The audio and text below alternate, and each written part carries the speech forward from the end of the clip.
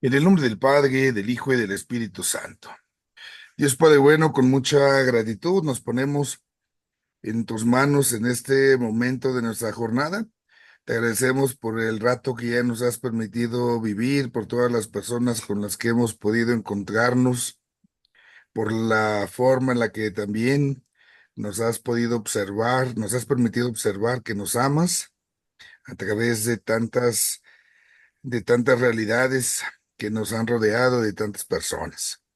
Haz que aprovechemos siempre tu presencia, que no la pasemos por alto. Y en medio también de las dificultades de cada día, ayúdanos a descubrirte siempre a nuestro lado. Te ofrecemos el esfuerzo que hacemos en este momento para que sea para tu gloria y para el bien de nuestros hermanos. Te lo pedimos a ti que vives y reinas por los siglos de los siglos. Amén. Amén. En el nombre del Padre, del Hijo y del Espíritu Santo.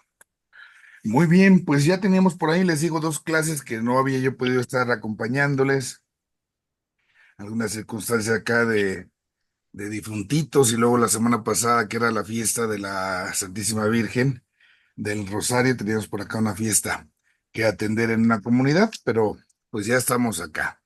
Y quisiera yo empezar preguntándoles si no hay por ahí alguna duda, alguna interrogante de lo que en las lecciones quedó ahí grabado para ver si hubiese alguna pregunta o algo, lo pudiéramos, lo pudiéramos presentar en este momento.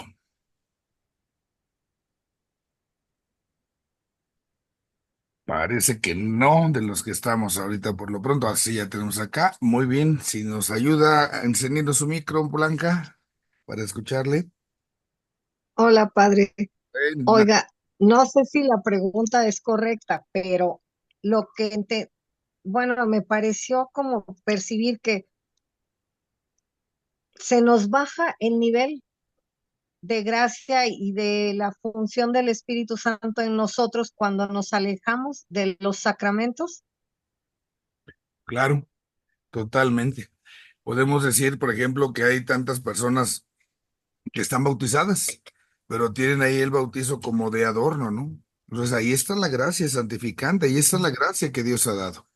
Pero dado que no la echamos a andar, pues entonces se va como que atrofiando, si lo quisiéramos decir de una manera. En esa parábola donde, pues parece hasta escandaloso, cuando el Señor Jesús menciona, ¿no? Que al que tiene se le dará más y al que tiene poco, aún eso poco se le va a quitar. Pues va en razón un poco de esto, de lógica. Si nosotros tenemos lo que Dios nos ha dado y lo aprovechamos, eso se multiplica, eso crece. Pero si eso que Dios nos ha dado, pues como ese talento, lo vamos a ir a esconder ahí en un hoyito porque nos da miedo que nos lo vayan a robar, que se vaya a perder, pues obviamente lo que no se practica, pues no va a crecer.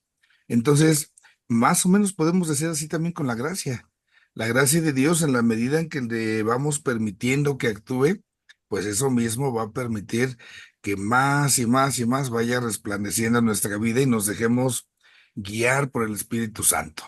Pero si no lo hacemos, pues obviamente nos va a ir costando más. Quienes, si ustedes, por ejemplo, tengan el hábito de hacer la oración de la noche, la oración de completas. En las completas siempre se recomienda, se pide en el esquema litúrgico, celebrar primero un examen de conciencia. Y al hacer el examen de conciencia, entonces, si lo vamos haciendo así de manera habitual, nuestra conciencia se va afinando, se va afinando, se va afinando, de tal manera que uno puede decir, bueno, en todo momento de mi jornada será más fácil que pueda estar atento y dispuesto a la acción del Espíritu Santo o atento también para evitar la acción del maligno que también está ahí para ponerme tentaciones. Pero si yo no hago el examen de conciencia o si lo hago, pero así como que de rapidito porque ya me urge irme, entonces me voy perdiendo de esa gracia que Dios me va facilitando, esa gracia operativa ya en lo práctico para que podamos actuar. Entonces ahí es donde uno puede decir que sí, si no lo practicamos, si no vivimos esa gracia, pues se va. No que la gracia se disminuya en el sentido de que Dios nos dé menos gracia, Él está dispuesto y abierto, ¿no? Pero somos nosotros los que no somos los medios adecuados para que toda esa gracia, pues, dé el fruto que puede dar. Por ahí más o menos es la cosa. Mm. Padre, Gracias, es Padre. decir, se Pero va debilitando la fe. todo. Si nosotros ahí, acuérdense aquí nada más que la fe tiene dos consideraciones. Podemos hablar de una fe objetiva y una fe subjetiva. La fe objetiva es lo que creemos, es la profesión de fe, el credo. Ujú, Entonces, ese contenido de la revelación, ese jamás se va a debilitar. Eso ya está dado. El objeto, por decirlo así, de lo que creemos es un sujeto, además, es Dios. No es que Dios se vaya disminuyendo, ¿no?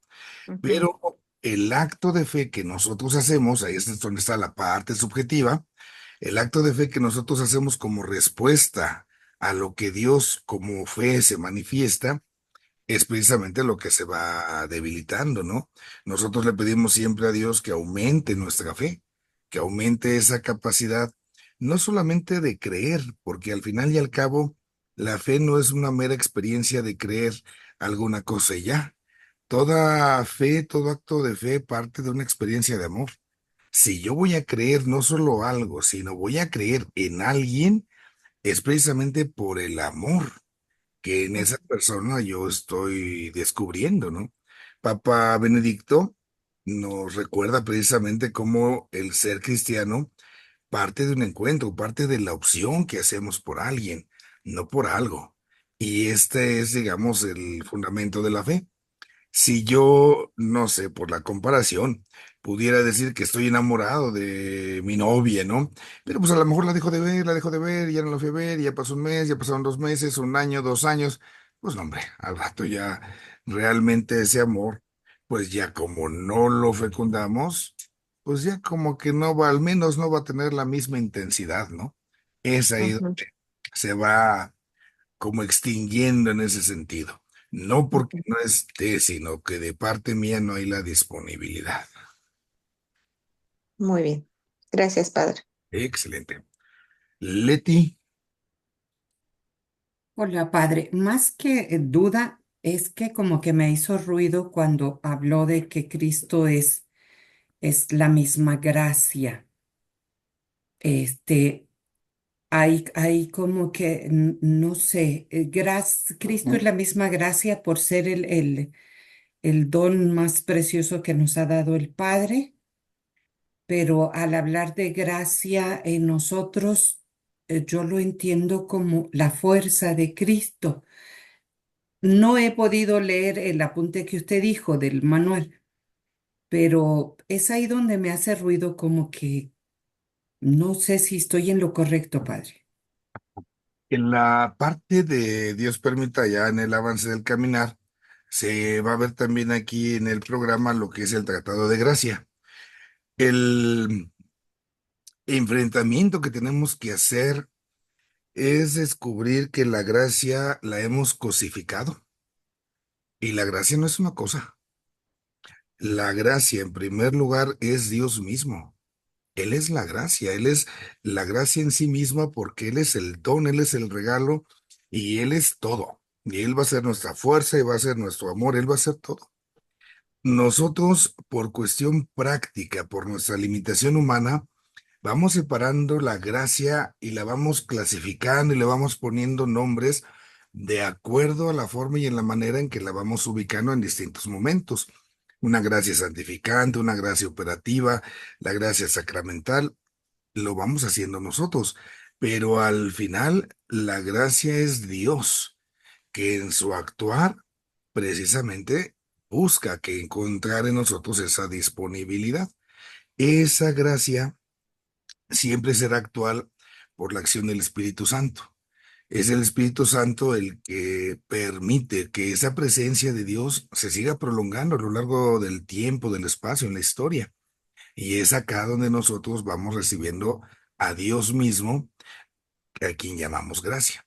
Pero sí hay que, en el lenguaje, por un lado, pues sí, hablamos de la gracia como si fuera una cosa, como si es un regalo.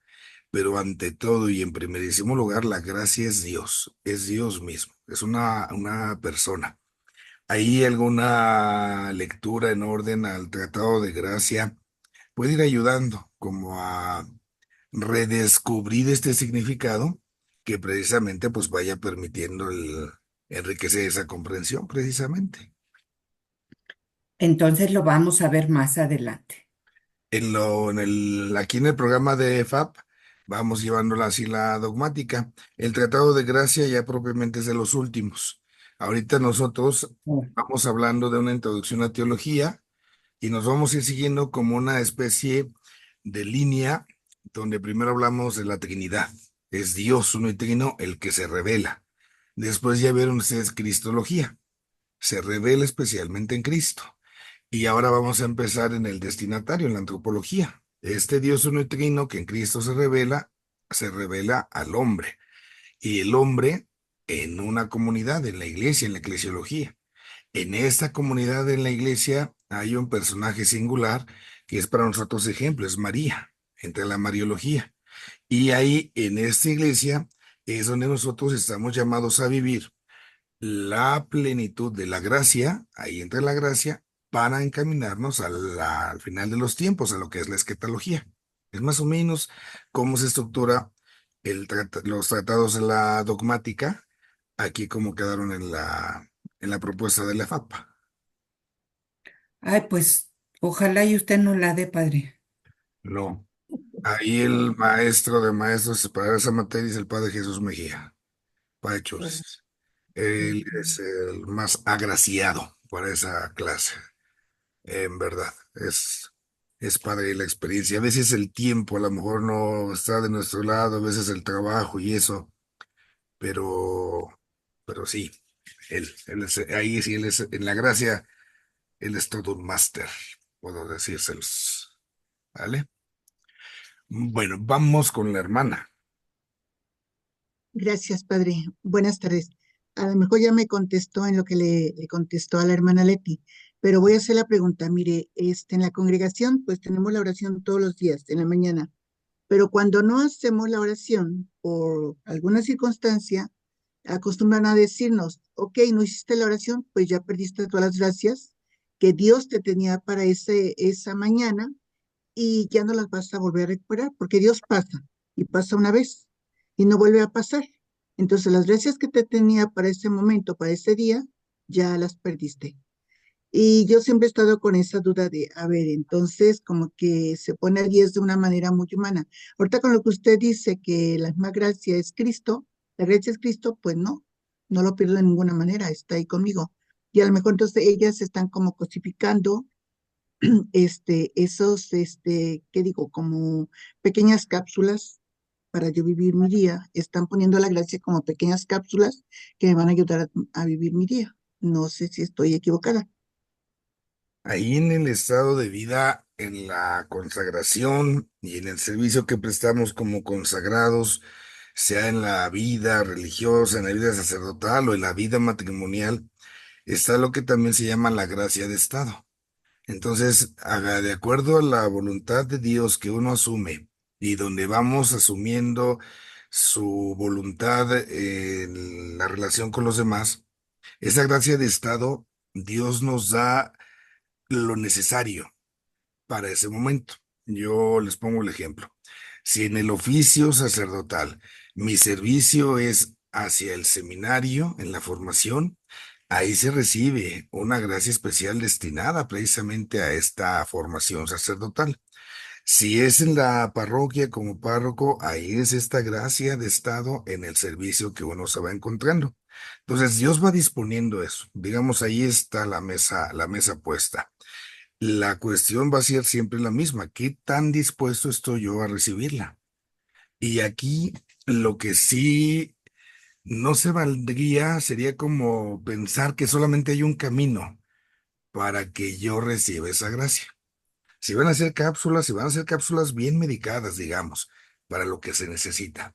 Y si en esta jornada, dentro de mi labor, hoy me voy a tener, no sé, cuando hay un colegio, voy a tener junta de papás de familia, necesito como la triple dosis de gracia y de paciencia y todo, bueno, ahí en esa parte, el Señor nos hará llegar a esa parte, ¿no? En esa jornada. Si mañana toca excursión con los niños, así lo vamos viviendo. Y Dios va a tener formas para hacernos comunicar esa gracia. No podríamos decir que solamente en la oración me va a conceder esa gracia y que entonces sí, como ya no fui a rezar en la mañana, entonces ya se me fue, porque sí sería como pensar como que Dios, pues nos deja, ¿no? Así como que ya, pues, ay, arréglate tú, ya es tu bronca por no haber ido en la mañana, ¿no? Entonces, Dios nos sale al encuentro de muchas formas, de muchas maneras. En esa realidad, yo les comparto, en los momentos de cierto cansancio, ya los domingos, a mí algo que me gusta mucho de cómo yo considero que Dios me fortalece ya en ciertas circunstancias, es con los niños, cuando van los niños y se acercan a saludar a uno. Entonces van los niños, especialmente los niños más chiquitos, ¿no? Los que luego son bien, todos inquietos, latosos y chillones y al final van y se acercan, ¿no? Y saludan. A mí eso me alegra y me motiva, ¿no?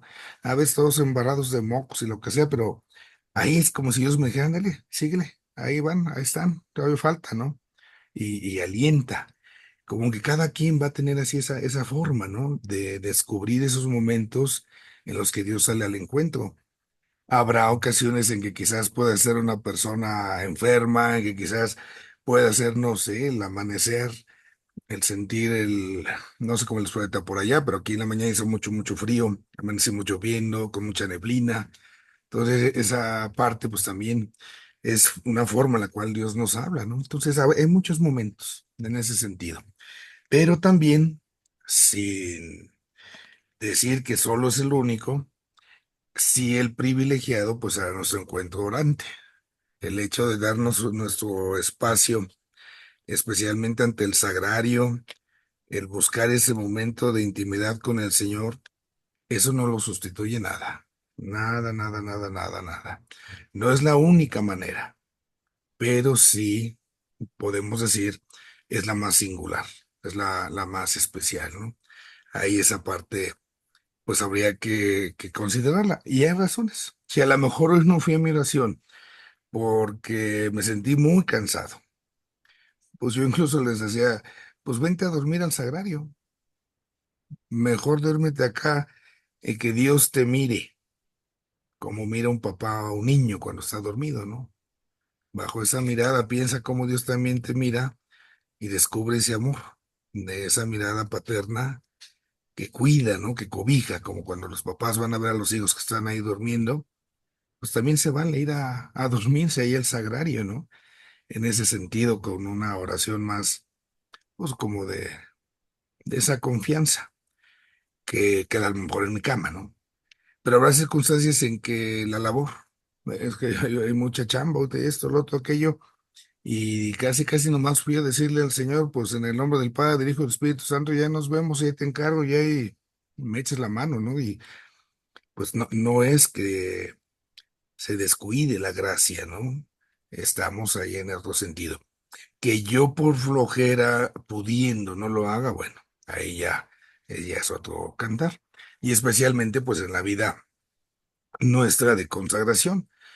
Ya en la vida pues en la vida ordinaria, cuando se está en el estado laical, yo sí les aconsejaría mucho, o sea, buscar esa gracia de Dios, esa experiencia de Dios, pues siempre es bien importante que se pueda realizar dentro de lo que se pueda permitir, como algo que uno descubra como una necesidad. A lo mejor hay quien dice, bueno, yo siempre voy a misa cada 8 días. Está bien, pero no puedo quedarme con eso. Tendría yo que ir creciendo, tendría yo que ir madurando. Entonces, a lo mejor ya voy a empezar a ir a misa un día entre semana, ¿no? A lo mejor dentro de 3, 4, 5 años ya voy a ir 2 días a la semana a misa, porque es ahí donde yo descubro que me estoy alimentando, es ahí donde yo descubro cómo Dios me va fortaleciendo. Y podemos decir es que el quehacer es que eso es que el otro, pero miren, si a veces uno tiene una circunstancia médica, una enfermedad, y si el doctor me cita 5 veces en las mañanas para irme a hacer análisis de esto, del otro, y consultas de aquí, consultas allá, pues uno va. ¿Por qué? Porque sé que es mi salud. Y entonces yo cuido mi salud, tengo que ir, lo busco, ¿no? Así también acá. Buscar también en prioridades cuando nos vamos sintiendo en la necesidad de Dios. Hay muchas formas y maneras, no lo podemos discutir, pero también hay formas privilegiadas. Entonces, cuando eso se pueda, no lo desaproveche. Sí, hermano. Gracias, Padre. Muy bien. Gracias. Señorita María Félix.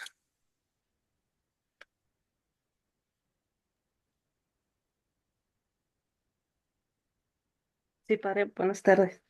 Ah, Em, bueno, yo así me ha llamado la atención sobre todo lo que fue exponiendo y en lo que comentaba sobre el ir descubriendo o ver al hombre desde Cristo, ir viendo quién es la persona humana, me cuestionaba lo siguiente.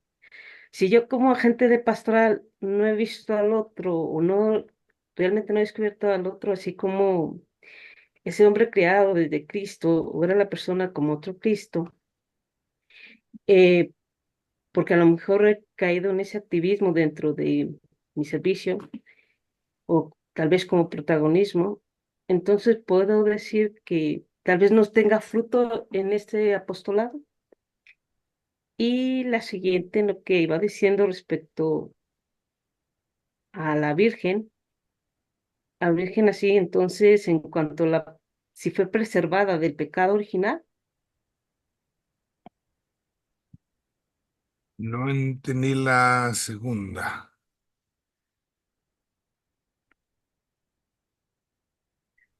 Que en cuanto a lo que comentaba respecto a la Virgen, si fue ella preservada del pecado original o no. Pues sí, eso lo asumimos como el dogma. Eso, sin duda alguna. Es que lo dejó como tarea para que reflexionáramos en clase y lo platicáramos, padre. Pero ahí ya me preguntan si fue preservado, pues sí, le digo que sí. Pero la cosa es que me digan por qué. ¿Quieren que le haga la tarea? Todavía no. Bueno, vamos con la primera. Es muy interesante la pregunta que nos hace acá María Félix. Esa partecita de qué sucede cuando hacemos el trabajo, digamos, apostolar, el trabajo de apostolado, pastoral, y a lo mejor no lo hago sino movido por otros intereses, ¿no? A lo mejor porque quiero protagonismo o porque estoy en, no sé, en otra sintonía, pero no lo hago realmente por amor, ¿no? Porque no he descubierto en el otro a Cristo. Entonces, ahí al final, aun cuando nosotros podamos ser una herramienta, un instrumento muy imperfecto, no podemos dejar de lado que también el que actúa de fondo es Cristo. Y a lo mejor yo podría decir, lo que yo hago, los motivos por los que yo hago algo, híjole, a lo mejor dejan muchísimo que desear. Pero en medio de eso, lo que Cristo hace, eso no lo pondríamos en duda. Me voy más elevado. Cuando luego resulta por ahí que algún sacerdote tiene algunas conductas impropias, pecaminosas o incluso deja el ministerio. Y luego hay gente que dice, padre, pues a mí me casó el padrecito tal, pero como ya no es padre, entonces mi matrimonio ya no vale, ¿verdad? No, pues fíjate que no. Aún y así sea quien haya sido, al final, la acción de la gracia no es de uno, es de Cristo. Y aunque tengamos todas las imperfecciones, aunque nosotros en el apostolado quizás no lo hagamos de la manera más recta, honesta, con la mejor intención, si es medio para hacerle bien a alguien, Cristo se encargará de eso. Y esa parte, pues uno no la podrá juzgar. Entonces ahí no depende de nosotros la cosa nada más, ¿no? Eso siempre, siempre lo tenemos que conservar.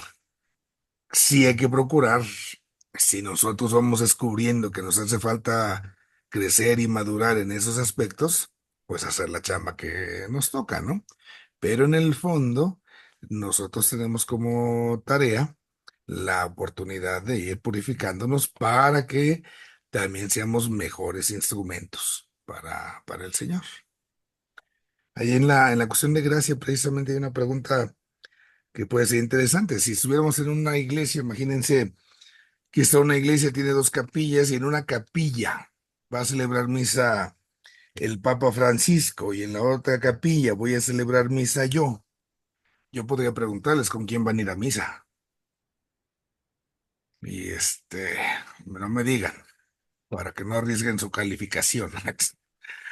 Pero al final la misa es la misma, el sacramento es el mismo. Entonces, en sí mismo, el sacramento tiene la misma validez porque quien actúa es Cristo. Obviamente, la santidad del instrumento, pues es una diferencia abismal. Entonces, es ahí donde aparte de lo que Cristo nos da, la santidad del instrumento todavía le da como el plus, digamos, como que agrega, ¿no?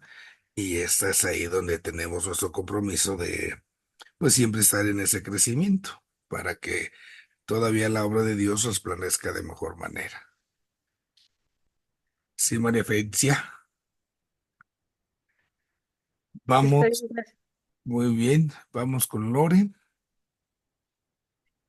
Padre, es que mi pregunta va respecto a lo que dejó, o sea, de reflexionar sobre la tarea, pero, o sea, yo ya tengo mi reflexión, pero es parte de, en algún momento va a contestar para que pueda yo Sí, sí, preguntar la otra parte.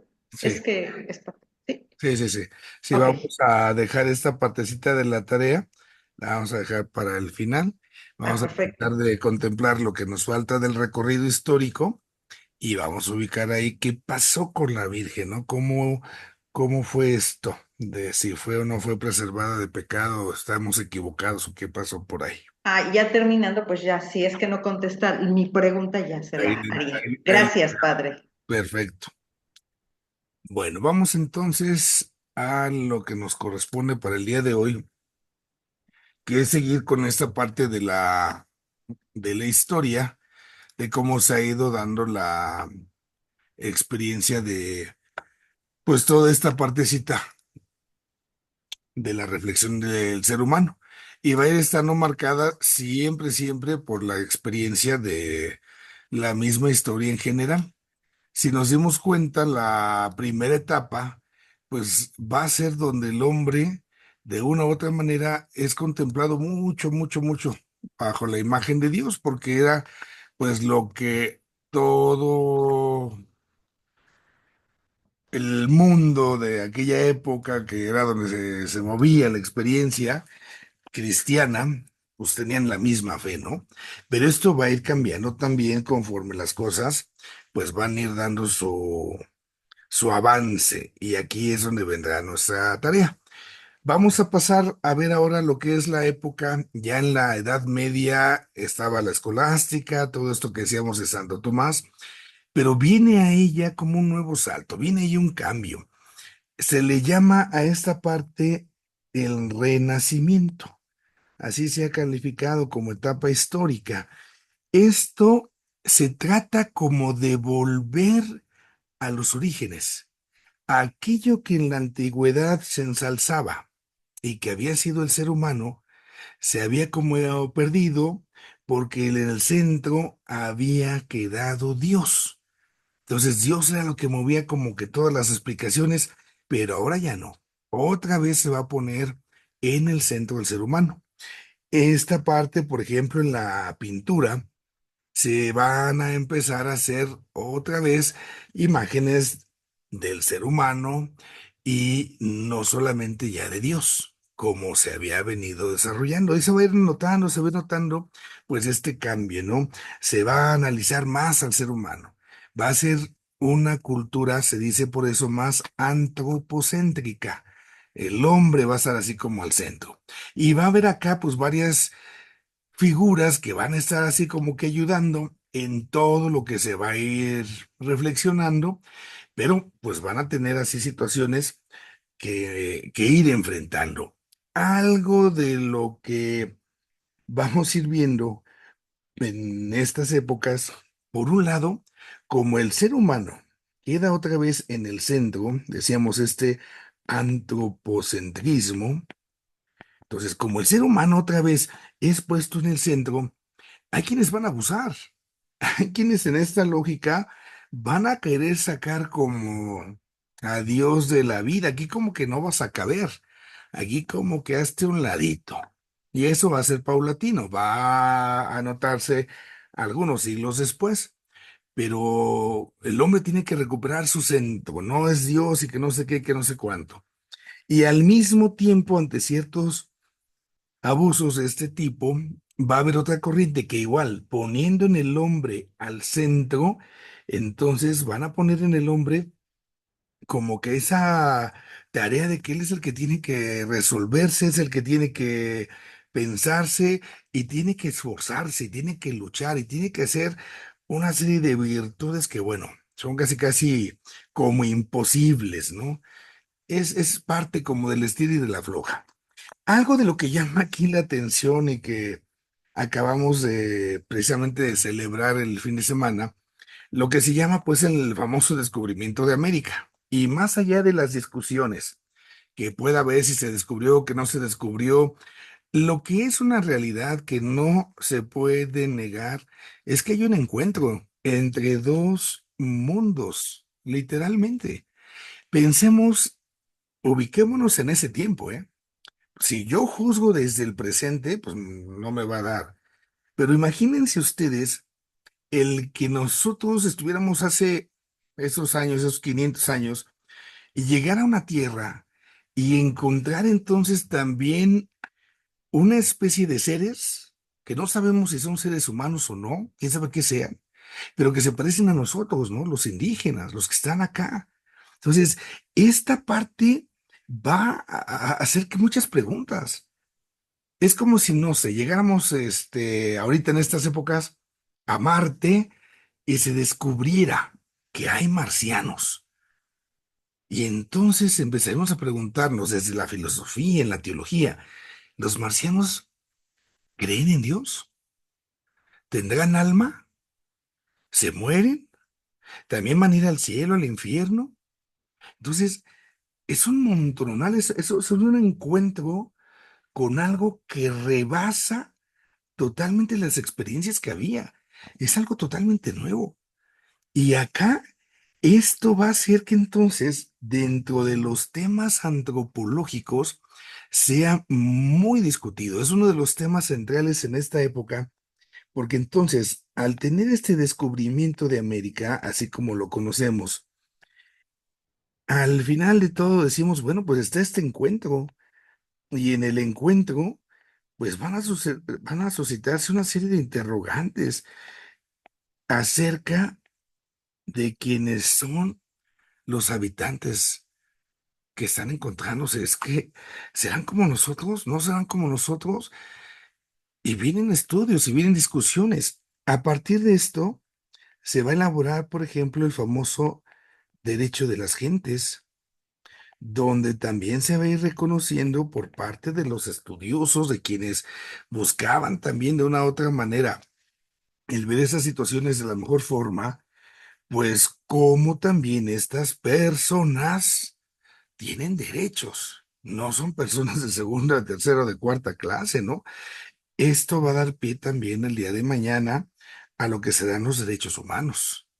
Aquí se empieza a suscitar este tipo de temas que también son desde la antropología teológica. ¿Por qué?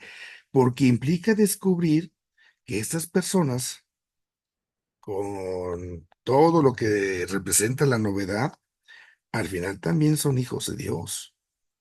Y al ser personas y al ser hijos de Dios, tienen una dignidad por ser personas. Y esa dignidad todavía es más grande por considerarnos hijos de Dios. Entonces, viene aquí toda esta situación que obviamente no va a ser fácil. Ya les digo, es toda una revolución en el pensamiento. Nosotros, si lo vemos ahorita desde acá, bueno, así como que vamos a juzgar que hicieron puro mal y que destruyeron y que no sé cuánto y no sé qué.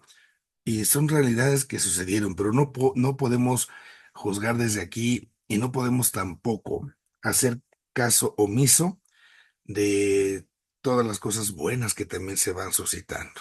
Antropológicamente, el valor del ser humano empieza también a adquirir otra circunstancia. aunque no se aplicara. Alguien dirá, padre, y todos los esclavos y todo lo que se dio, pero empieza a verse esta realidad que hoy pues ya la tenemos, ¿no? Pero empieza acá. Viene también en esta época la famosísima situación de cómo la iglesia se va a ir separando entre los cristianos allá en Europa. Lo que nosotros pues podemos llamar, se da como esa crisis protestante. El contexto histórico de la crisis protestante, pues es muy curioso en razón de las circunstancias históricas en que se da, ¿no? En la iglesia, en aquella época, se va respirando la urgencia de cambios. Es necesario modificar la iglesia, es necesario cambiar tantas y tantas realidades que estaban mal. Y viene una lucha. Y esa lucha es tanto desde dentro como desde fuera. Hay muchísimos factores que van a influir en esto. Y acá no podemos tampoco juzgar nomás hacia la primera y a la mala a Lutero, ni a ningún otro protestante, porque también ahí podemos decir, al menos al inicio, se va juzgando que es necesario un cambio y eso también pasa dentro de la iglesia. Ahí están los grandes carmelitas que dentro de la iglesia también empiezan a hacer esa reforma. Ese cambio exigía. En la cuestión antropológica, en lo que nos toca a nosotros acá, va a haber acá dos problemas que van a caracterizar pues la cuestión del pensamiento. La forma en la cual Lutero ve al ser humano es calificada como de un pesimismo antropológico. ¿Qué es lo que Lutero va a decir, ¿no? En este sentido. Lutero va a hacer referencia que el ser humano está incapacitado para hacer el bien. No puede.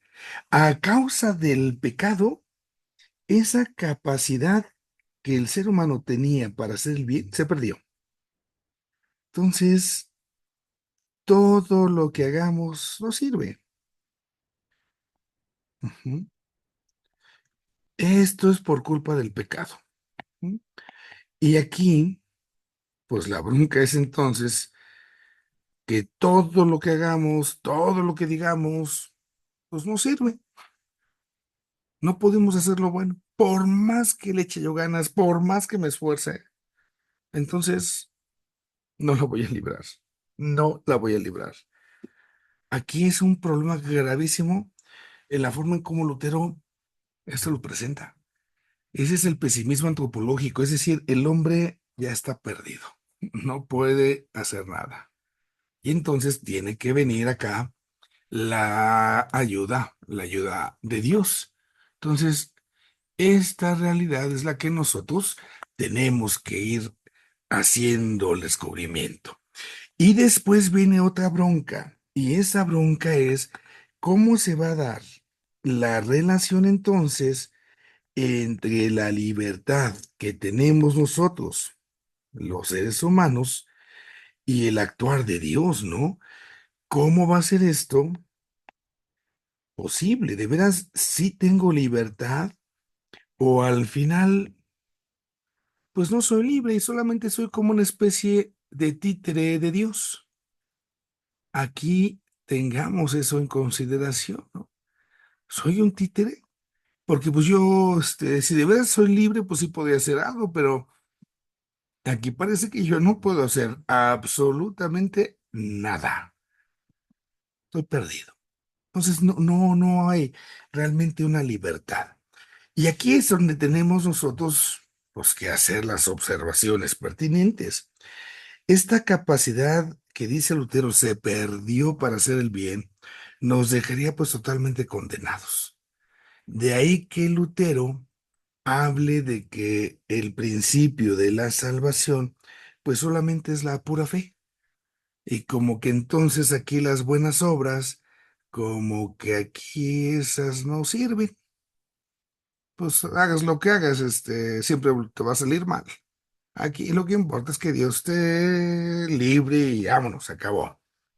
Entonces, esta forma de ver la cosa, pues es como que ya no hay esperanza de cambiar.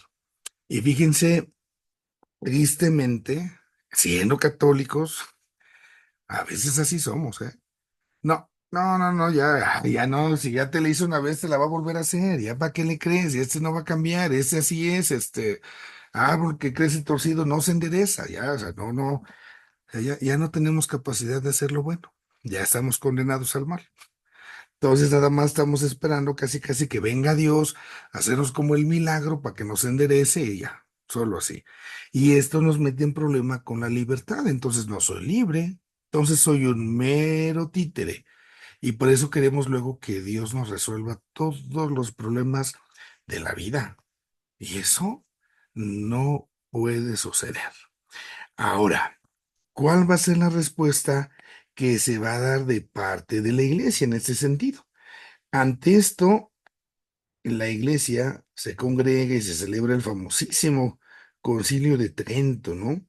En el siglo XVI, pues es el concilio más grande que se lleva a cabo ante todo esto, porque está siendo la iglesia cuestionada en muchos asuntos, y hay realidades que hay que decir, especialmente en el orden conductual, que no se podrán negar. Pero también ya cuando se empieza a trasladar a lo doctrinal como esto, ahí ya la cosa ya no está tan bien. Y entonces va a recordarnos precisamente el Concilio de Trinto lo importante que es descubrir cómo se da una especie de cooperación entre el actuar de Dios y el actuar del ser humano. Va a haber una cooperación, va a haber una colaboración, digámoslo así, en ese sentido. Se van a colaborar, van a laborar, van a trabajar juntos. Eso es lo que Dios quiere. Hay una expresión que por eso nos dice, lo que no es asumido no es redimido. Si Dios no se hubiera hecho hombre, entonces no nos hubiera podido salvar. Necesita asumir la carne humana para salvarnos desde esta propia condición. San Pablo lo muestra en un extremo, ¿no? Donde agarra y dice, Cristo se hizo pecado por nosotros. Híjole, es fuerte la expresión y sin embargo es la realidad, porque así entonces asume. El hecho de que se pueda dar esa cooperación, esa colaboración, va entonces a dejar de lado esto que Lutero dice, porque esto no es correcto. Primero, vamos a ver qué pasa con esta situación. ¿Puede o no puede el hombre hacer algo en ese sentido? ¿Podemos hacer cosas buenas o de plano todo lo que hagamos ya no sirve de nada? Ya estamos tan corrompidos que por donde le movamos no hay remedio. Nosotros tenemos que hablar de que la salvación que nos da Cristo en la cruz, entonces nos quita el pecado. Sabemos que nos queda la famosa concupiscencia, ¿no? Nos queda la huella del pecado. Pero no todo lo que hacemos estamos imposibilitados para que todo sea malo, como si no pudiéramos ya hacer nada. Es cierto que tenemos, sí, una inclinación hacia lo malo, claro. Y eso lo experimentamos en carne propia, en carne propia. Siempre como que es más sabroso portarse mal que portarse bien. Lo experimentamos, pero no significa que estemos imposibilitados para portarnos bien. Sí lo podemos hacer. Entonces, el actuar de Cristo, lo que Cristo hace por nosotros en la cruz, alcanza y transforma toda nuestra vida. Cristo nos santifica totalmente, Cristo nos redime totalmente. Y esta justificación que Cristo nos da, pues tenemos nosotros que aprender a revalorarla, porque si yo no la valoro, pues entonces, ¿de qué manera me va a estar quedando? Entonces, no, pues yo no puedo hacer nada, pues ya soy así como que perdido y ya soy así como que condenado, pues ya me fregué. Mm, mm. No podemos nosotros quedarnos así como que una especie de, pues ya, de que no hay nada que hacer. Y la otra realidad, cuando se habla de la libertad humana y la libertad divina, pues esto tiene que recordarnos lo que enseñó Santo Tomás, ¿sí? Lo ponemos así técnicamente primero. La gracia de Dios supone la naturaleza humana. Entonces Dios va a actuar, ¿no? Lo que platicábamos hace ratito al inicio. Pero para que la acción de Dios resplandezca mucho mejor, se presupone esa naturaleza humana, se presupone nuestra colaboración en manera más nuestra, ¿no? Como dice la gente que dice la Biblia, ayúdate que yo te ayudaré. Entonces, ahí está. Por un lado, puedo decir, en esta parte está la acción de Dios, que es entonces su gracia, y del otro lado podríamos nosotros mencionar que da la tarea humana. Si yo quiero que la gracia de Dios dé fruto, si yo quiero que la gracia de Dios resplandezca, tengo que poner mi parte. Dios no me va a salvar sin mí. Dios me salva, pero me salva conmigo. Requiere, porque así lo ha querido Él, mi colaboración, requiere mi ayuda. Y esto, en lugar de ser el pesimismo de Lutero, que ya era así como que pues ya no hay nada que hacer, ya se fregó la cosa. La teología en Trento, recuerda, no, no es así.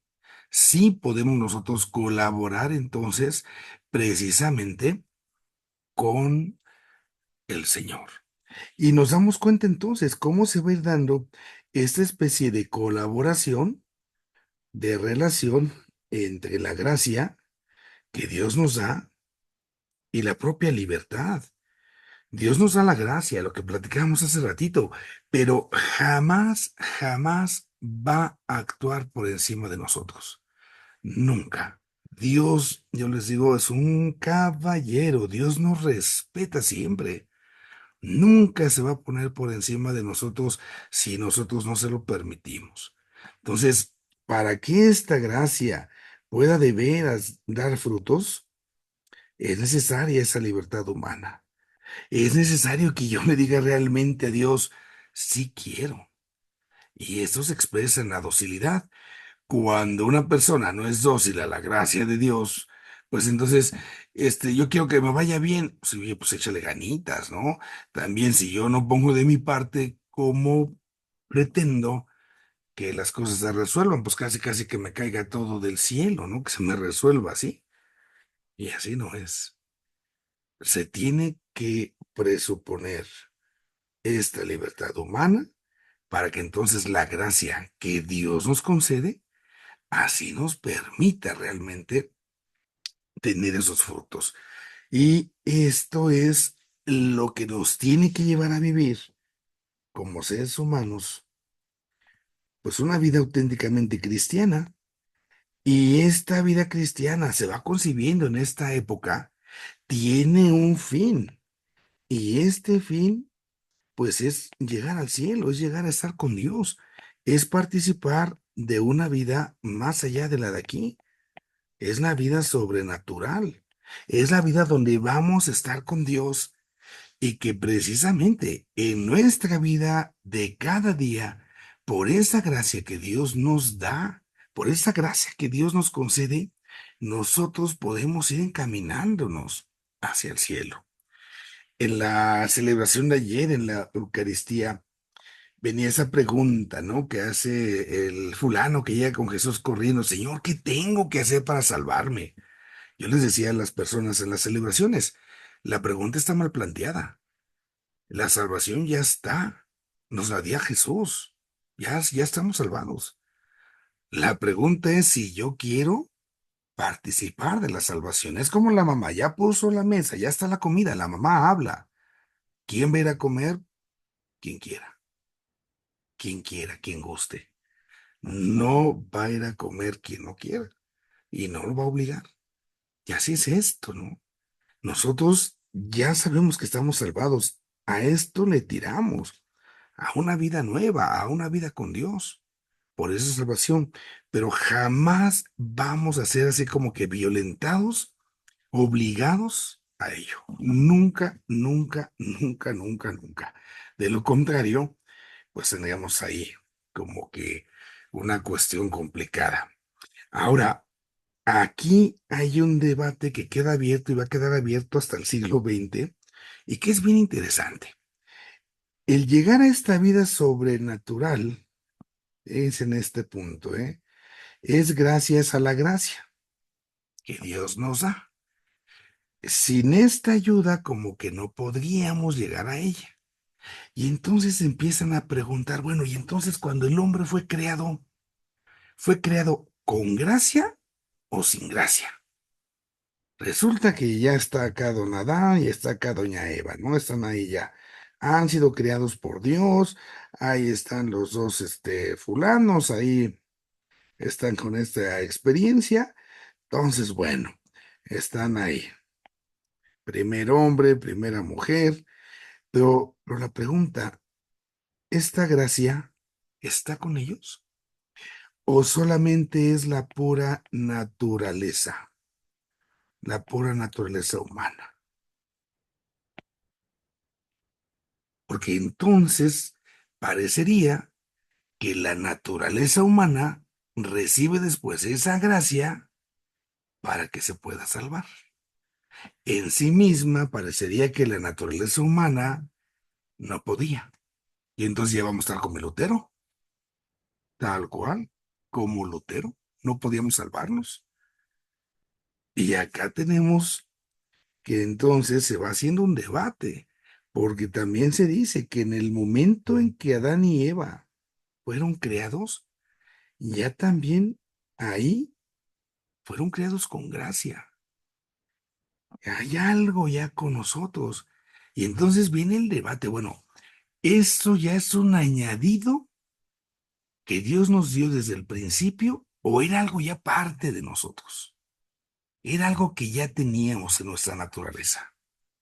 Entonces, híjola, como que hay unos que dicen, sí, ya venía como que ya nos lo habían dado.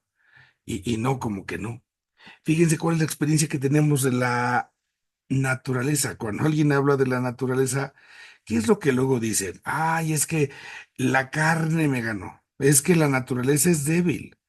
Ah, chihuahuas, ¿por qué digo que la naturaleza es débil? ¿A poco la naturaleza no tenía la gracia de Dios desde el principio? ¿Qué es lo que está realmente ahí pasando? Si la naturaleza es débil, entonces a lo mejor Dios no nos creó como debía, como que nos hizo defectuosos desde el principio, pues ya Adán y Eva ya estaban condenados a caerse, ¿no? ¿O qué gracia nos dio? Es una discusión que a siglo XX se va a cerrar, pero ya se plantea por acá. Pasa esta época de estiras y aflojas en esta realidad después de que llega el concilio y lo que pasa con los protestantes, y viene otro momento ya en la cuestión de nuestra historia como humanidad, que ya es la época contemporánea. Aquí ya cuando se habla de la época moderna, pensemos un poco en la cuestión histórica. Van avanzando muchas, muchas, muchas cosas. Se va revolucionando el mundo. Y es entonces donde va a venir otra forma también de ver las cosas en lo filosófico, en lo social, en lo económico, un montón de cambios. Se va a empezar a utilizar, por ejemplo, el vapor. Y al usar el vapor, esto va a dar pie a que en las máquinas, pues se tenga ya una manera de eficientar los procesos de las empresas de la época. Y entonces, si antes necesitaba 10 personas para trabajar, pues esta máquina ya me hace que nomás necesite yo una. Y entonces mucha gente en la revolución industrial empieza a quedarse sin chamba. Y antropológicamente el ser humano parece que ya no cuenta. Y vamos a ver ahí una grandísima serie de injusticias sociales, que es cuando vienen personas que trabajaban jornadas de 10, 12, 16 horas por una miseria. Esto que parece tan lejano, pues quién sabe cómo nos va a ir a nosotros o a los que vienen atrás de nosotros en la revolución que estamos viviendo, casi casi pues más digital. Ahora que todo se va instrumentalizando y ahora que hay inteligencia artificial y no sé cuántas cosas, Si yo tengo mi empresa y ya todo lo pueden hacer los robots y la inteligencia artificial, pues entonces ¿para qué quiero gente? Y al rato entonces, pues, ¿qué va a hacer con las personas? ¿De qué van a vivir? ¿De qué van a trabajar? Y los que puedan tener trabajo, como van a ser menos, pues yo voy a poder, como dueño de esos medios, pues hacer lo que casi casi yo quiera. ¿Por qué? Pues porque yo soy el dueño del capital. Entonces, son situaciones de injusticias que se dieron y que se pueden dar y bueno, esto trajo revoluciones. Revolución rusa, revolución mexicana, la rusa revolución industrial, una serie de revoluciones que se fueron poniendo ahí al ser humano en una especie de lucha donde quería como encontrar su lugar, como que quería recuperar esa dignidad.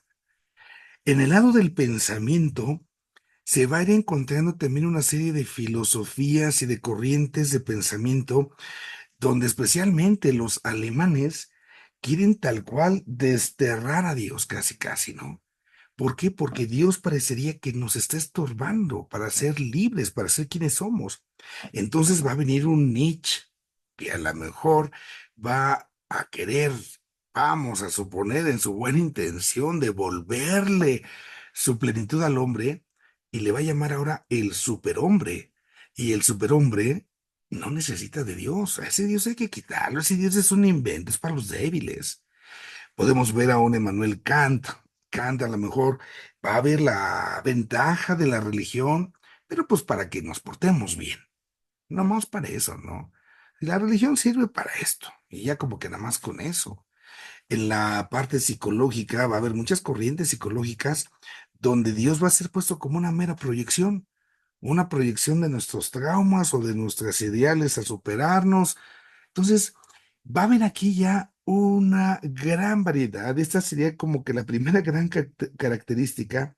Se va uno a encontrar con una variedad gigantesca, ¿no? De antropologías.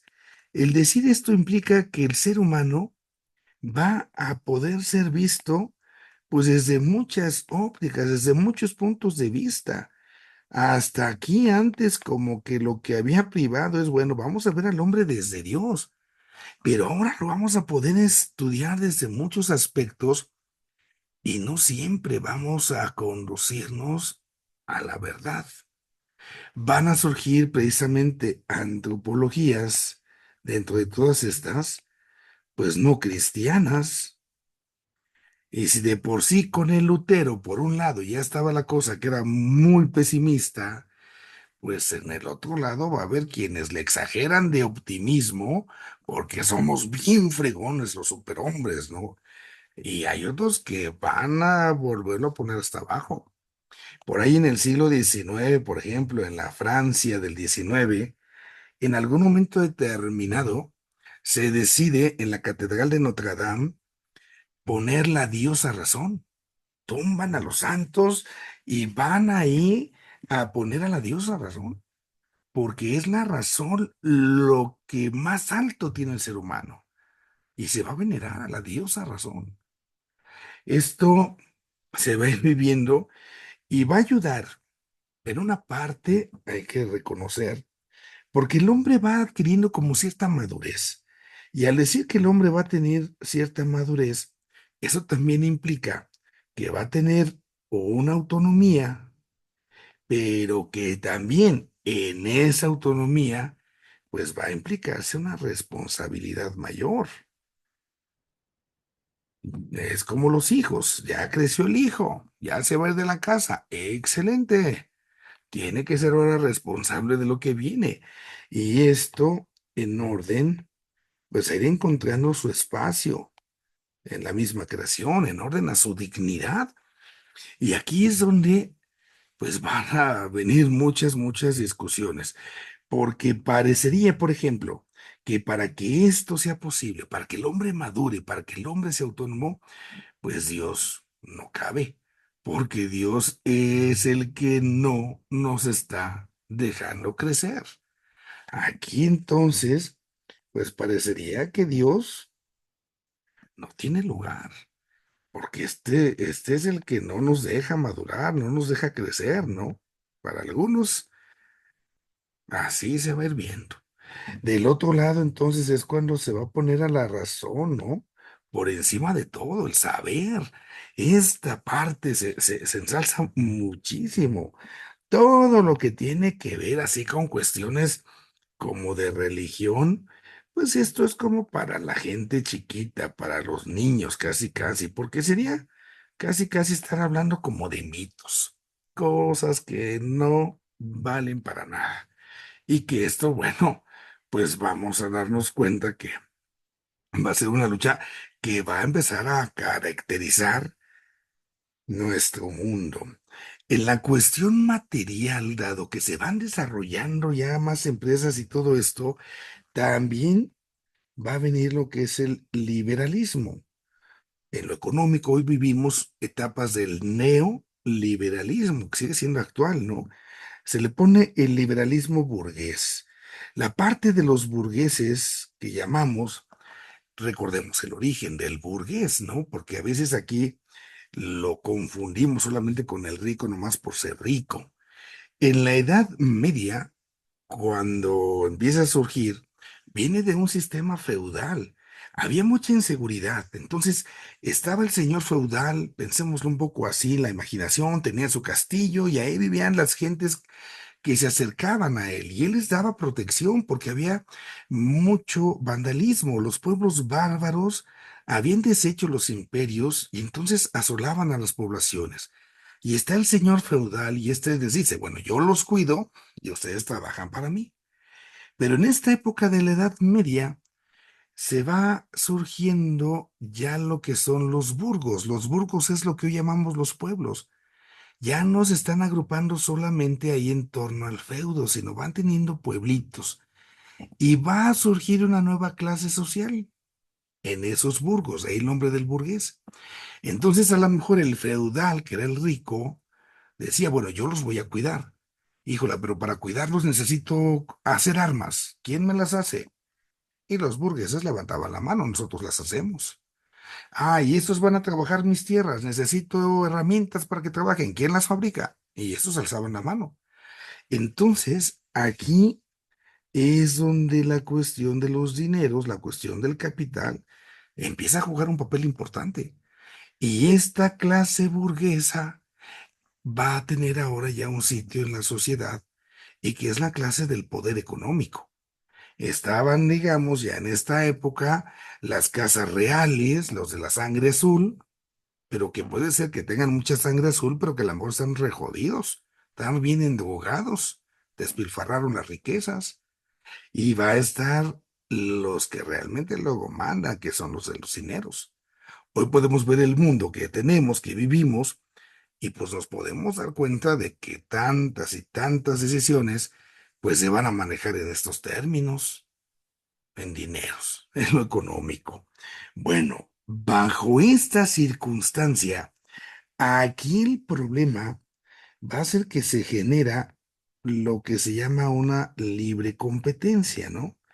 Y a lo mejor nosotros podemos decir, está bien, o sea, que hay una libre competencia, así hemos crecido, así se nos ha venido la idea, y en esa libre competencia, pues cada quien tendrá que hacer lo mejor que pueda, tendrá que ofrecer lo mejor que pueda, y así vamos a funcionar. Ujú. El problema que es incompatible con nuestra fe es que esto va favoreciendo mucho un individualismo. Entonces, tú preocúpate por ti y que cada quien se rasque con sus uñas. Y esto va a generar situaciones escandalosas en esta parte económica. Van a venir situaciones de injusticias en lo económico que van a empezar ahí, pues a hacer que mucha gente empiece ahí a sufrir, ¿no? Y uno tiene aquí que replantear eso. Es cuando nosotros, como iglesia, empieza todo lo que va a hacer ya después, más adelante, a hacer el desarrollo de la doctrina social. Van a empezar a surgir todas estas voces que al final y al cabo tienen que velar por la libertad del ser humano. Porque si no, si lo que único que va a estar moviendo es la cuestión económica.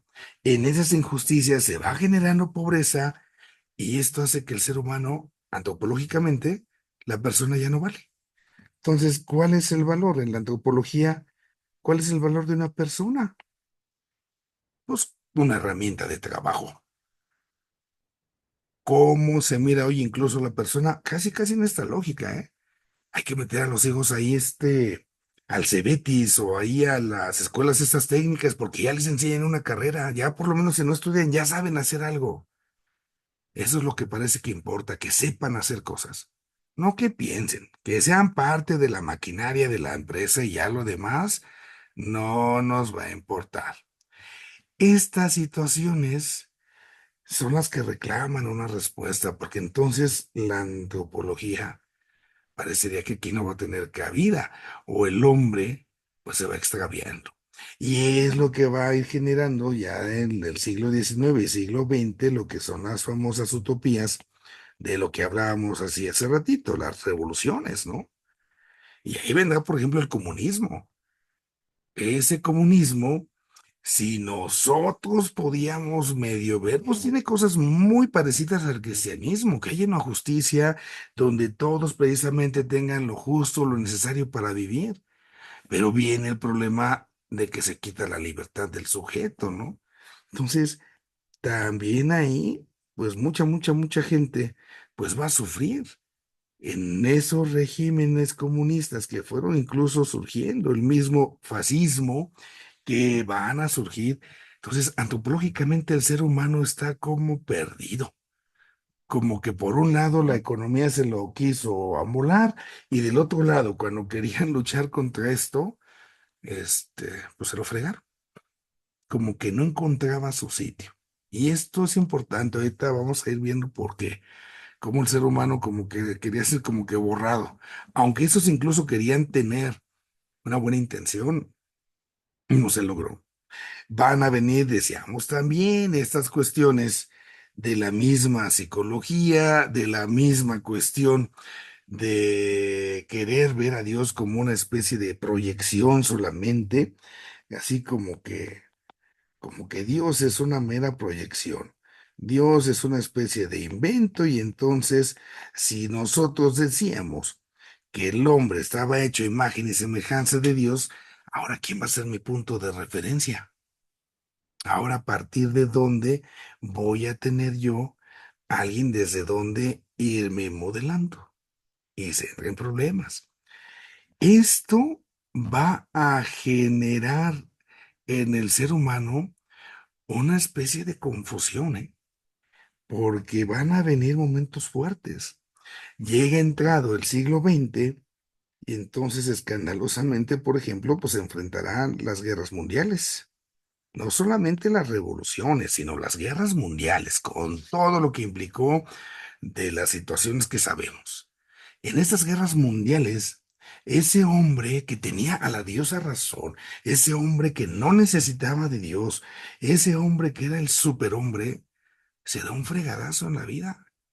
Se da cuenta que el hombre que razona, que piensa, no sabe amarse, no sabe cuidarse. Viene como una cruda para la humanidad. En medio de estas guerras mundiales está la Gran Depresión, que se llama así, en la cuestión de la economía, ¿no? En el año 29, en 1929, viene en la cuestión económica esta realidad donde todo como que empieza a quebrar y la gente empieza a caer en lo que se llama el nihilismo, ¿no? Es una corriente que ahí empieza a encontrar cabida en todas estas situaciones. ¿De qué se trata esto? Pues pues como que la vida entonces no vale nada, ¿no? Es el José Alfredo. La vida no tiene sentido. En algunos edificios todavía se conservan, en algunas zonas europeas, en los edificios tienen una especie como pues tal cual diríamos acá nosotros, como las mallas de los gallineros, ¿no? Que se ponían, porque era tan alta la tasa de suicidios en ese periodo entre las guerras, que mucha gente se suicidaba. porque estaban quebrados, se habían quedado sin nada. Entonces, era tanto el afán económico, por un lado, las puras ganancias. El hombre se encuentra así como que, híjola, ¿qué sigue? ¿Qué voy a hacer? ¿Quién soy yo? Estoy así como que perdido, ¿no? Por un lado, estaba lo económico, ¿no? Que era muy individualista. El individualismo, vamos a poner así, el individualismo liberal en lo económico. Y del otro lado estaba esa especie de colectivismo de tipo socialista, el comunismo, donde todos vamos a ver por todos y aquí lo que importa pues es el grupo social y no el individuo. Y entonces pues eso también al individuo lo dejas sin nada, pues el individuo no cuenta, que lo que cuenta es el grupo social. Y es acá, en medio de eso, cuando en la antropología va a surgir también lo que es una corriente que se llama el personalismo. El personalismo trata de recuperar entonces cuál es la idea cristiana de la persona. ¿Qué significa ser persona? Tenemos que recuperar el valor del ser humano, el valor de la persona como individuo, pero dentro de una sociedad. Y podemos, a manera de hacerlo con simpleza, decir que el ser humano entonces es un ser relacional. Está llamado a establecer relaciones con los demás. Y esta relacionalidad es una apertura que exige que nosotros estemos en esta disponibilidad. ¿Por qué es esto? Porque entonces vemos a la persona desde Dios. Y nosotros en Dios creemos precisamente cómo Dios no es uno así en un mundo, digamos, como encerrado, como egoísta, no, no. Dios es un solo Dios, pero al mismo tiempo son tres personas y no se quedan en ellos, salen y hacen la creación. Entonces, dado que la intimidad de Dios es la relación, el ser humano está llamado a ser relacional. Y dado que esto viene del amor y el amor si se queda encerrado se convierte en egoísmo, el amor tiene que salir para dar frutos, es ahí cuando también el hombre tiene que aprender eso. Tengo que salir de mí mismo para poder fructificar. En este personalismo vamos a encontrar una infinidad de autores que incluso está el mismo Papa San Juan Pablo II, que van precisamente dándonos esa oportunidad de recuperar el valor del ser humano, su dignidad que se había como ido quedando como extraviada.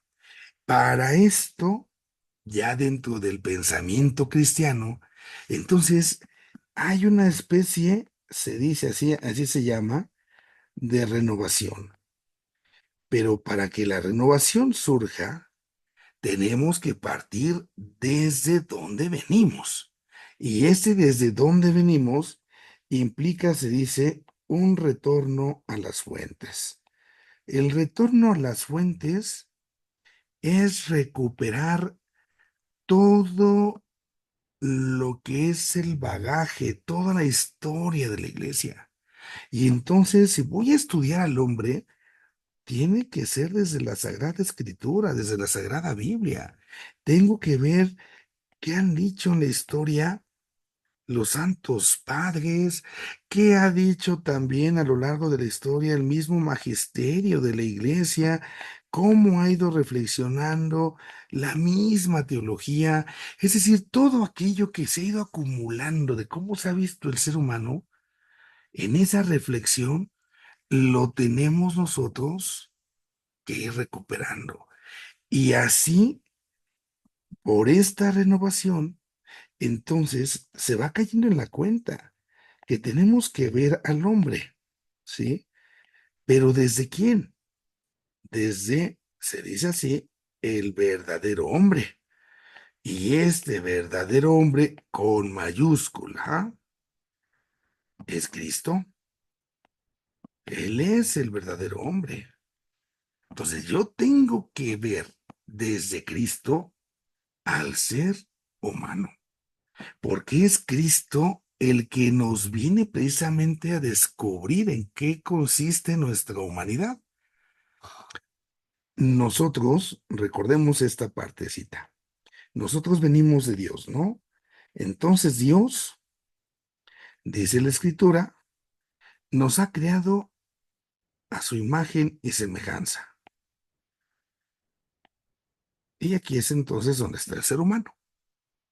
Pero cuando Cristo se muestra entre nosotros, cuando Cristo se revela, sabemos que esta creación ha sido en Cristo. Cristo es la imagen del Padre. Y entonces, nosotros aquí podríamos decirlo de esta manera. Hemos sido creados, ¿sí? Uy, hemos sido nosotros creados a imagen, con minúscula, de la imagen, con mayúscula. Entonces nosotros somos esa imagen, ¿sí? De la imagen, la gran imagen es Cristo. Él es el verdadero hombre. Y yo tengo entonces que descubrir en Cristo el prototipo, digamos así, el modelo original desde cual Dios nos ha creado. Si lo queremos ver así como en la cocina, digámoslo así, ¿no? El molde, desde donde se fueron haciendo todas las galletas, ese molde es Cristo, ¿no? Todos nosotros somos como las galletitas, pero el molde es Cristo. Él es la imagen. Y entonces, ¿qué me enseña Cristo? Nosotros, por ejemplo, podemos ya desde aquí decir, Cristo es el Hijo con mayúscula y nosotros somos hijos con minúscula. Somos, podemos decir nosotros, somos hechos hijos en el Hijo con mayúscula. Somos hijos en el Hijo. A eso vino Jesús. Él es el Hijo por naturaleza. Nosotros somos los hijos adoptados. Esto es la afiliación, ¿no? Nos hemos afiliado, estamos como hijos de Dios, pero es una afiliación adoptiva. Somos adoptados en Cristo. Literalmente, a eso vino Jesús. Cristo baja del cielo, se hace como nosotros para adoptarnos, para asumirnos. Y si queremos gozar y participar de esa vida nueva, de esa vida divina, nos eleva. Cristo baja para después elevarnos. Y esta elevación es la que nos permite a nosotros, podemos decirlo de esa forma, encontrar el sentido más profundo de nuestra existencia, de nuestra vida. Ese es nuestro destino como personas.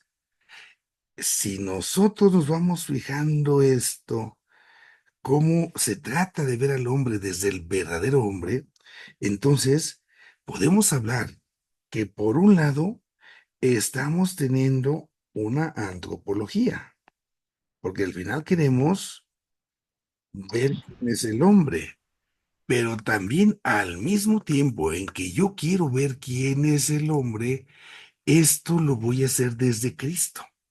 Entonces nuestra antropología va a ser cristocéntrica, ¿sí? Desde Cristo voy a ver al hombre. Cristo está en el centro y desde Cristo tengo que aprender quién es el ser humano. Desde Cristo tengo que aprender quién soy yo. Esto nos tiene, voy a ponerlo así, nos tiene que hacer descubrir que Cristo es como la escuela. Y yo tengo que ir a la escuela de Cristo para contemplarme, para mirarme. O puedo decirlo así, Cristo es como un espejo desde el cual yo me tengo que observar, desde el cual yo me tengo que mirar, para que así entonces, desde ese espejo, yo descubra mi verdadero ser. Esta parte exige que entonces, en lo posible, nosotros descubramos dónde es, donde Cristo se nos muestra en su totalidad, digámoslo así, en lo que humanamente podemos comprender. Y esto nos va a llevar a la cruz. Es ahí en el sacrificio de la cruz, ¿sí? Es allí en la entrega suprema de la cruz, donde está la entrega máxima, donde está el amor pleno, ¿no? Es ahí donde el Señor Jesús muestra su plenitud. Ahí en la cruz nos enseña qué significa ser el Hijo.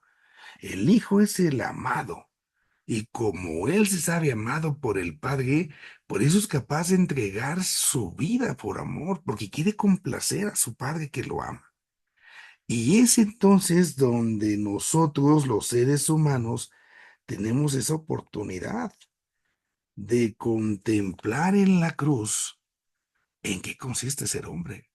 Especialmente todo Cristo es toda una escuela, pero especialmente Cristo en la cruz es, digamos, como el punto grande, el misterio pascual de Cristo, la escuela donde podemos aprender en qué consiste ser hombre. Esta sería, podemos decir, como la característica principal de la antropología nuestra, de la antropología cristiana. Lo dice Gaudium et Spes del Concilio Vaticano II en el su número 22. Cristo le enseña al hombre, el hombre, dice el hombre con mayúscula, le enseña al hombre con minúscula, en qué consiste ser hombre de a de veras. Y yo puedo verlo aquí precisamente desde la cruz. Ahora, esta realidad, acá en la cruz, sabemos que de Cristo, cuando el soldado le traspasa el costado, sale sangre y sale agua. La sangre, sabemos, y el agua son signos que han sido leídos por la tradición como los sacramentos del bautismo y de la Eucaristía. El bautismo que nos hace hijos de Dios y la Eucaristía que nos alimenta. Esto nos hace referencia a la comunidad. Es en la cruz donde sale del costado del Señor, que está dormido en la cruz, así como del costado de Adán, de su costilla sale esa mujer, sale esta mujer que es madre, que es la iglesia, de donde pertenecemos. Entonces, aquí tengo que aprender que sí voy a estar yo, pero también voy a estar dentro de la iglesia. Y que al estar entonces dentro de la iglesia, yo voy precisamente a entender que ese va a ser mi sitio. Yo no puedo salirme de ahí. Es ahí en la cruz donde van a venir entonces estos sacramentos que le van a dar sentido a la comunidad, y en esa comunidad es donde el hombre se encuentra y donde entonces la antropología también tiene esa dimensión colectiva. No puedo ver al ser humano si no es entonces desde Cristo, pero también dentro de una comunidad, dentro de una humanidad. No solo, tiene esa dimensión colectiva, porque Cristo nos salva, pero esa salvación siempre es comunión. Y es acá donde entonces podemos decir la antropología cristiana se encuentra en este momento, en este punto. Esto que Gaudium et Spes, el Vaticano II, ha ido como cosechando de todo lo que ha ido detrás, ¿no? Y que es entonces donde San Juan Pablo II y Papa Benedicto y Papa Francisco han seguido también profundizando. El Papa Juan Pablo II, él ponía todo un desafío que se ha ido traduciendo en los actuales pontificados del Papa Benedicto y Papa Francisco, ¿no? Llega San Juan Pablo II y él dice que el hombre es el camino de la iglesia. Híjola, le viene a romper aquí el juego a lo que estábamos acostumbrados. Y que esto es un eco del Vaticano II. El Vaticano II tiene una espiritualidad que se dice que es la espiritualidad del buen samaritano. El buen samaritano, ¿qué hizo? Cuando ve al hombre lastimado y herido, ¡pum!, se detiene y lo atiende y lo cuida y lo procura.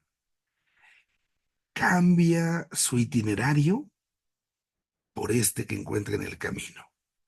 Y esto es lo que como iglesia estamos llamados a realizar, porque es lo que Cristo mismo hace. Cristo encuentra en el hombre su camino, ¿eh? ¿Por qué?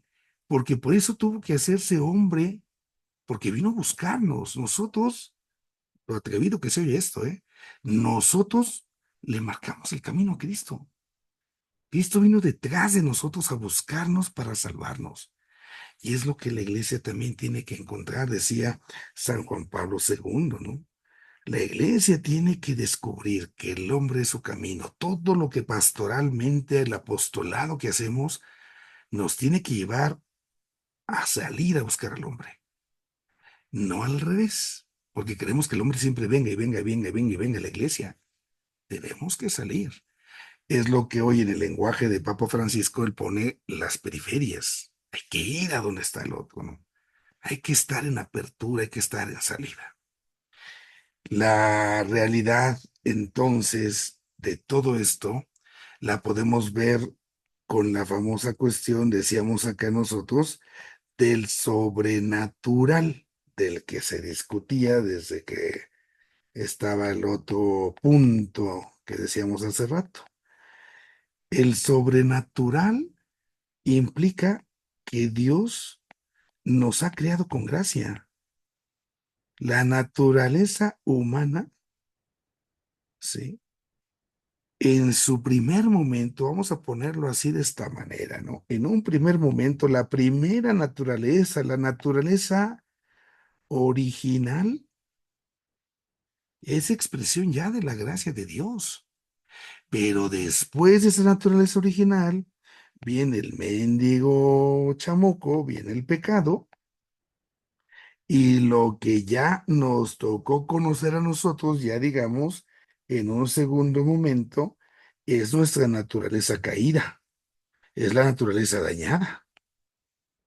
Esa es la experiencia que nosotros tenemos y que se quedó ya con su arregladita con lo que decíamos de la concupiscencia, ¿no? Entonces, cuando nosotros hablamos de la naturaleza, ya hacemos referencia a esta, porque es lo que tenemos en la experiencia. Pero si queremos irnos a lo original, pues ahí tendríamos que recordar que lo primero, Dios nos creó con gracia y con esta realidad.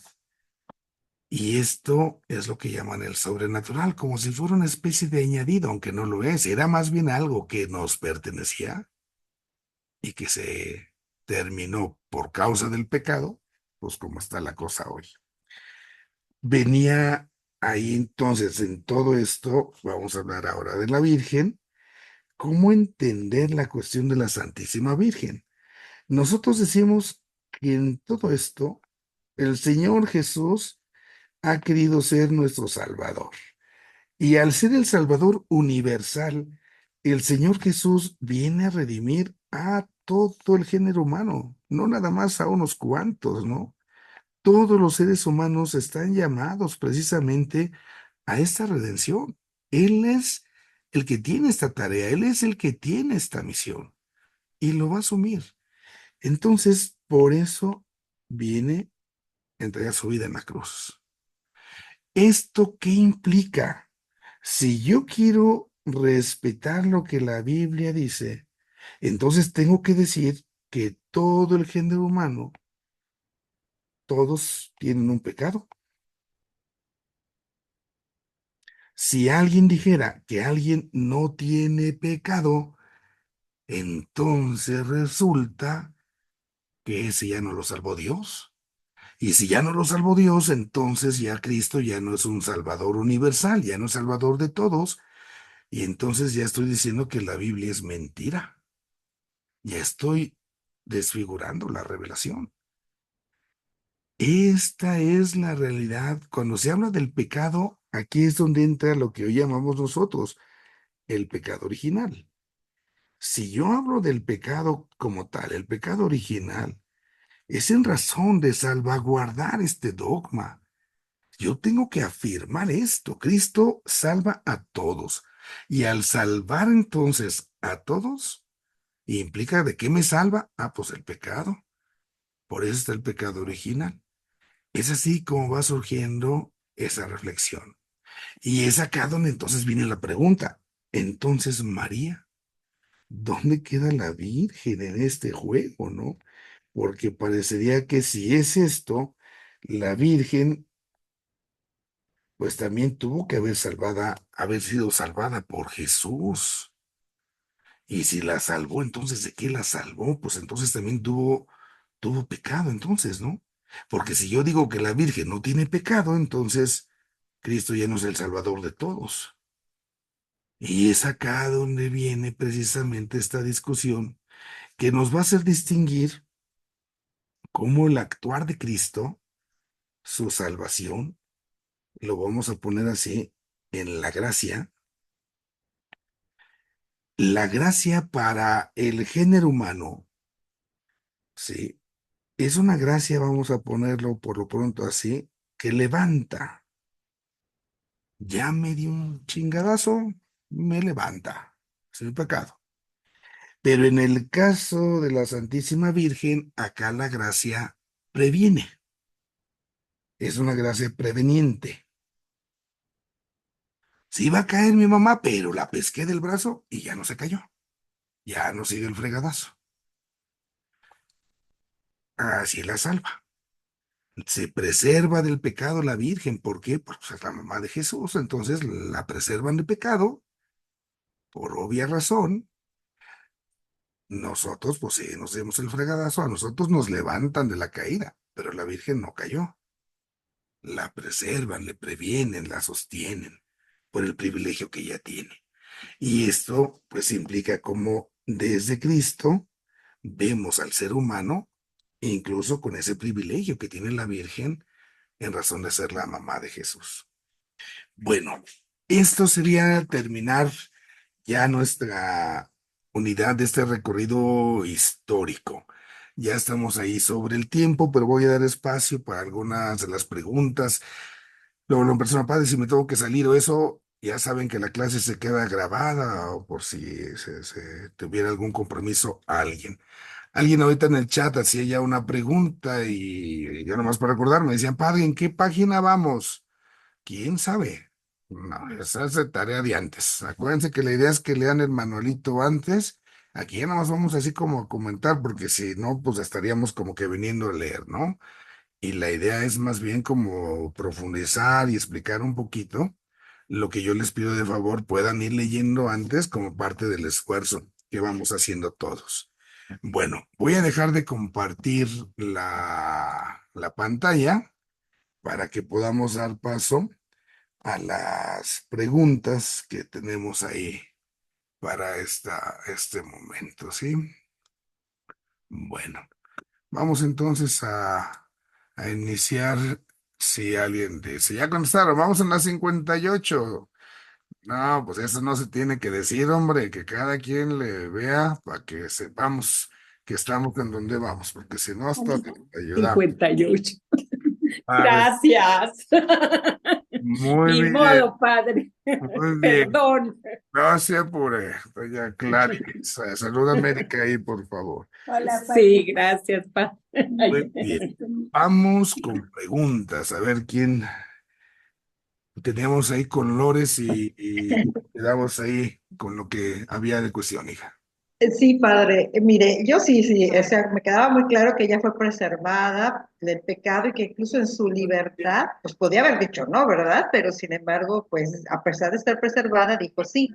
A mí me queda la duda, entonces, por ejemplo, de sus papás y de sus papás de sus papás, o sea, como que toda la genealogía, ella la preservan, pero ellos sí conservaban el pecado, o tampoco, también fueron preservados. O sea, esa es mi duda. No, solamente la Santísima Virgen. Ella es la que tiene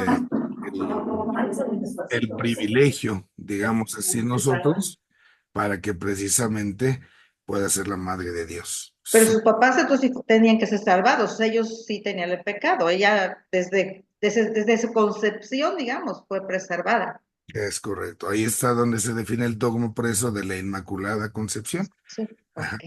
Ahí en algún momento nada más es importante cuidar porque parecería como que la causa del pecado es el sexo, ¿no? Así como que en el momento que la concibieron, es donde se mete el pecado. Y pues no es así. Entonces, el hecho de que se diga Inmaculada Concepción no es que la conciben sin mancha porque no hubo pecado, casi ni se agarraron Santana y San Joaquín para que naciera la Virgen. ¿No? Ese es el privilegio de María, pero va en otro sentido. ¿No? Ok, sí, gracias, padre. Muy bien, no sé si alguien más tuviera acá alguna pregunta. Bueno, vamos a dejar entonces acá. Si hubiera alguna pregunta y lo van repasando y eso, la vamos sacando y lo ponemos en... Oiga, padre, por Perdón. ejemplo, a mí me surge la duda así de que, por ejemplo, de los hermanos separados, ¿no? Que no creen con la Virgen y todo eso, porque pues la juzgan, ¿no? Bueno, yo lo interpreto así, que la juzgan de que porque sí estuvo en pecado y con todo esto que usted acaba de decir hace ahorita un ratito. Entonces, por ejemplo, ahí, bueno, me queda claro esto de que, pues, no, este ejemplo que nos puso, ¿no? De que ella, pues, se salvó, ¿no? Por ser la madre de Dios, o sea, no se cayó, por eso es, ¿no? La que se salvó. Pero ahí, ¿cómo puede uno hacer eso que ellos tanto discuten o nos refutan a los católicos de que la mujer, cómo defenderla, ¿no? O sea, por eso que ellos nos atacan diciéndonos esto que le comentes. Pues yo no me metería en esas broncas para empezar, ¿verdad? Esa parte de discutir con hermanos separados, pues primero habría que ver la disponibilidad de dialogar, porque la bronca es que cuando ya está uno ahí, pues ya realmente no se tiene una apertura, no hay una escucha. Ya nada más estamos viendo a ver quién gana. Yo digo eso, y yo digo lo otro, y cada quien dice lo suyo, y es ya pura alegadera, ¿no? Entonces, en ese tipo de actitudes, por más que podamos poner muchísimos ejemplos y todo, no, o sea, si yo digo es blanco y en mi necedad, de ahí no me muevo. Hay incluso algunas sectas protestantes que aceptan, que la Virgen fue virgen, pero ya después, como dice que tuvo más hijos, ahí ya fue cuando se perdió. O sea, como que aceptan todo esto hasta Jesús. Pero como luego dice que ya hubo más hijos, ahí ya no, ya se perdió. Entonces, sería un sinfín de discusiones. La experiencia, si tuvieran oportunidad de leer el libro que se llama Hogar Dulce Hogar, de Roma, Hogar Dulce Hogar, no me acuerdo si lo tengo en PDF, si lo tengo, se los envío. Es un Gracias. libro biográfico de un señor llamado Scott Hahn. Scott Hahn es un autor teólogo protestante de Estados Unidos, y este fulano, en la medida en que va profundizando sus estudios, donde da clases en la universidad, se va convirtiendo, se va haciendo católico. Y entonces le cuesta terriblemente el afrontar esa situación. O sea, ¿qué hago? Pero en la honestidad, a la verdad, pues tiene que ser consecuente. Y termina convirtiéndose católico. Después su mujer, que también es maestra de la universidad y todo, pues viene así como que la lucha, pero igual, ¿no? ¿Por qué? Porque van encontrando desde la razón y el estudio y la contemplación. Y hablando de la Virgen, el texto que él maneja, que le ayudó así que fue el que le partió el queso, digamos, es en el Magnificat, cuando la Virgen expresa en el cántico, dichosa me llamarán todas las generaciones. Él se empieza a interrogar, ¿por qué si la Escritura dice que así va a ser llamada, por qué a mí me han enseñado que la tengo que ofender, que la tengo que criticar, que la tengo que denigrar, si la misma Escritura me está pidiendo que la llame yo dichosa, ¿no? Como que la respete. Y ese fue su parteaguas. La escritura de este fulano, ese libro que les digo es autobiográfico y cuenta un poco eso, pero este fulano tenía muchos textos y es muy interesante porque es desde la visión de un ex protestante, pero no un ex protestante de acá, de los que tenemos acá corrientitos, ¿no? De un teólogo protestante, cómo va viviendo su conversión y entonces a la hora de dar razón de lo que va asumiendo en su fe, tiene una manera de escribir que ayuda mucho. En la parte de María tiene un libro de la Santísima Virgen, en la Eucaristía y en la confesión son como de lo que tiene escrito y esos tres, especialmente los que enseñó muy valiosos. Cena del Cordero, el de la Santísima Virgen se llama Dios te salve y Señor ten piedad. Si tengo algo de él, se los mando ya al grupo, o se le Sí, quieren gracias, bloquear, padre. pero sí se los Qué recomiendo. bonito. Ujú. Ok, Es gracias. muy bien. Bueno, pues vamos a terminar con nuestra oración para encomendar y agradecer al Señor el esfuerzo del día. En el nombre, Padre, lo sí, interrumpo tantito. También quería decirle, hay una película muy bonita que se llama La Inmaculada Concepción de John de Coto. de Juan. Ajá, Él por si es, gustan verla. él es un teólogo del siglo XII, Sí. siglo XIII, y entonces este hombre es de los que empiezan precisamente a trabajar bajo estos postulados de la Santísima Virgen. Esto de la Inmaculada Concepción sabemos que se va a definir ya como un dogma hasta el siglo XIX, en 1854, pero no significa que hasta ese momento se empiece a creer. Es algo que desde propiamente siempre se ha creído. Y en algunos momentos de la historia se va tratando de ir elaborando esa doctrina, aunque se reconoció mucho después. Y este fulano, Juan Dulce Escoto, es también ahí de los que trabajan en esta parte. Y esa película sí también ya tuve la oportunidad de mirarla, vale también mucho la pena. No recuerdo si está en una página que se llama gloria.tv. Sí, esa página tiene bastante material así de películas católicas y todo esto. Se llama gloria.tv y también vale ahí pues la pena echarle una miradilla del material que pueden ofrecer. ¿Sí? Bueno, ahora sí vamos a terminar entonces. En el nombre del Padre, del Hijo y del Espíritu Santo. Te agradecemos, Señor, por tu bondad, por tu misericordia, y te agradecemos ante todo por irnos acompañando en el caminar de la vida como género humano. Ayúdanos a saber descubrir nuestra persona y la persona de los demás a partir de tu Hijo Jesús, especialmente ahí en la cruz. Ayúdanos a ir a la escuela de Jesús, a la escuela de la cruz, para que aprendiendo quiénes somos, para que aprendiendo el valor y la dignidad de cada uno, también seamos los primeros custodios de la vida que nos das y de la vida que le das a cada ser humano. Ayúdanos, Señor Jesús, en el día a día, en nuestras jornadas, para que también te agrademos en nuestras acciones. Y todo el esfuerzo que realizamos, te lo ofrecemos por aquellos que más necesitan hoy de ti. Te pedimos todo esto a ti que vives y reinas por los siglos de los siglos. Amén. En el nombre del Padre, y del Hijo y del Espíritu Santo. Amén.